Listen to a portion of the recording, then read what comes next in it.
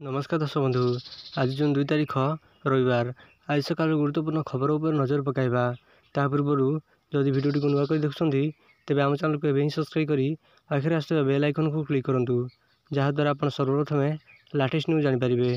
सकाल Nandighosh TV booth बाहुड़ा जनमत 117 विधानसभा आसन में बीजेडी विजय आशा भुवनेश्वर नवीन को विकास में बाजिछि मोहर नवीन नीति को मिली स्वीकृति नवीन रूपांतरण उपरे आस्था स्थापन करिछि राज्यवासी सद्य समाप्त 2024 विधानसभा निर्वाचन में ओडिशावासी मुख्यमंत्री नवीन पट्टनायक उपरे पुणी थरे अशेष आशीर्वाद अजाड़ी दैछंती।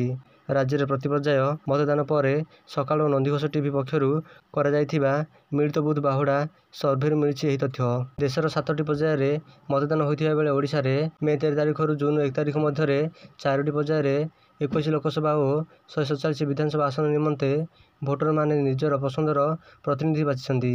किए केउठी जितिबो केउ दल केते आसन रे विजयी हेबो ताहाकु नै आरंभ होईछि कल्पना जल्पना। जून 4 तारिख भोर गणति पर ताहा स्पष्ट हेबो। तेबे देश में सृष्टि होइथिबा मोदी हावा ओडिशा रे नवीन प्राचीर को भेद करि पारि नथिबा एही बुथ बाहुड़ा सर्वे सूचना मिलिछि।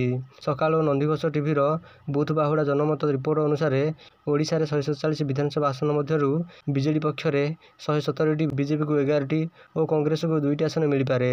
अवशिष्ट 17टी विधानसभा क्षेत्र में विभिन्न दल कड़ा मुकाबला सम्मुखीन होइछंती और एही आसन रे केही विजयी होई पारंती बोली बुथ बाहुड़ा मतरु आभास मिलिछि। एही भली लेटेस्ट न्यूज जानि पाई आम चैनल को एबे सब्सक्राइब करी पाखरे आसुवा बेल आइकन को क्लिक करंतु जहा द्वारा आपण सर्वप्रथमे लेटेस्ट न्यूज जानि परिबे। वीडियो शेष पर्यंत देखिथिबारु धन्यवाद।